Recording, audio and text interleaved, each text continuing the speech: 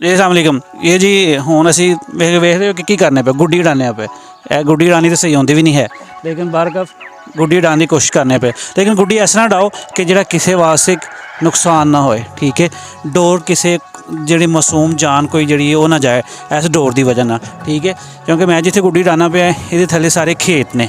ये नीचे कोई आबादी नहीं है किसी किस्म की आबादी या जानवर नहीं है इस वास्ते इत्थे यह गुड्डी उड़ाई जा सकती है स्कैटिंग की जा सकती है शौक ज़रूर पूरा करो लेकिन सब तो पहले